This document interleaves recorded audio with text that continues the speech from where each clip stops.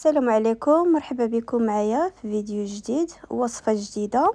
اليوم ان شاء الله غادي نشارك معكم واحد العصير اللي كيجي منعش بالمذاق ديال يعني موخيطو بطريقة سهلة.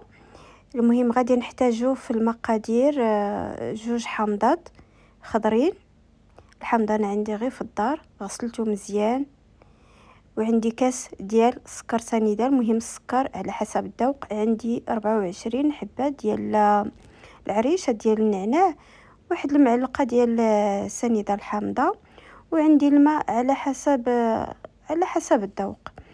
هنايا غادي ناخد الحامض، غادي نحاول نحك غير القشره الفوقانيه، غادي نحاول ما ندوش القشره البيضاء.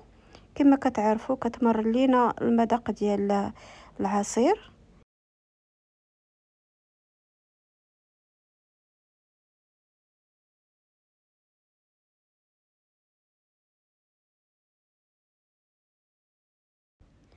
صافي كنحكوه في هاد الحكاكه رقيقه، يعني طريقه سهله، واللي بغى يدير غير بشي موس هكا ويبقى ياخد غير الفوق يقدر.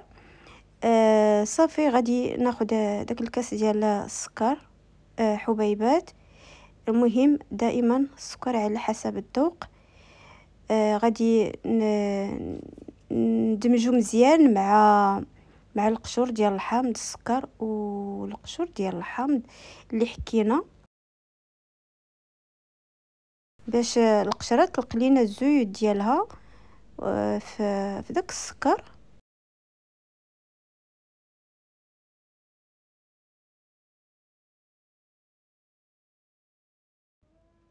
صافي غادي نخليو على جنب، وغادي ناخدو الليمون او الحامض. حنا كنقولوا الحامض في الدول الشرقيه كيقولوا هذا كيقولوا الليمون.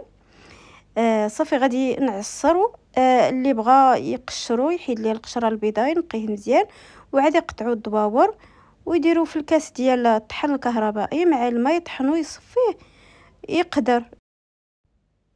انا جاتني هاد الطريقه سهله، حتى دوك العظم يعني ما كيمشيوش لينا مع هذا، ما كنتعذبوش معاهم.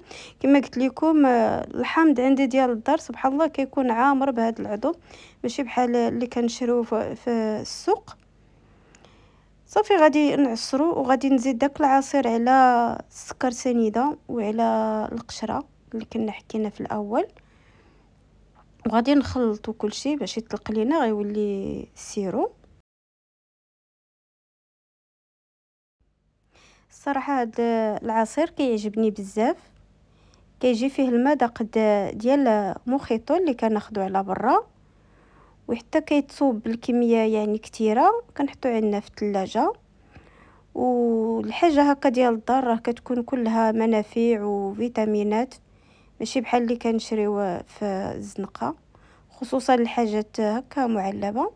صافي غادي نطحن كلشي في الكاس ديال يعني ديال الضوء، الكاس الكهربائي. صافي غادي نشل غير هاد السكيره ديالي باش نحيد كاع داك السكر يذوب لينا مع داك مع الماء والنعناع ويعني كلشي غادي نخلطوه. هنايا غادي نطحنو، والمعلقه ديال معلقه ما عمرش بزاف، المعلقه كبيره ديال سنيده الحامضه الا كانت، الا ما كانتش بلاش. المهم كتعطي المذاق زوين في العصير، كتعطي واحد الحموضه زوينه في العصير. يعني غادي نحاول نطحن مزيان مزيان. في الاول درت غير شويه د الماء، من بعد كنزيد في الماء. عندي هنا الماء بارد، راه مزيان طحنوا غير بالماء، يعني توجدوا الماء بارد طحنوا به. هنا غادي نصفيه، اللي بغى يصفيه يعني 2 مرات حتى ل3 يصفيه. انا صفيته غير 2 مرات، ما عنديش مشكل. في داك كشويه ديال النعناع اللي كتبقى كتعجبني، وعندي هنا لقامه جديده ريحتها زوينه وحتى المذاق ديالها زوين. حاولوا الا غتصوبوا هذا العصير تختاروا هكا العريشات ديال النعناع يكونوا مزيانين، وتكون نعناع جديده. هذا العصير سهل البنات دغيا كيوجد، ولا جا عندكم شي واحد تقدروا توجدوه في البلاصه. حتى المذاق ديالو ما كيتبدلش في الثلاجه، يعني يقدر يدوز عندكم يومين. كيجي بهذا الشكل هذا، حتى اللون ديالو كيشهي. كنتمنى يعجبكم الفيديو. الا عجبكم ما تنسونيش من اللايك وتخليو ليا شي تعليق والبارطاج وتفعيل زر الجرس باش توصلوا بكل جديد. كنتمنى تجربوا هذا العصير وينال الاعجاب ديالكم، وخليت لكم الراحه الى فيديو جديد ان شاء الله.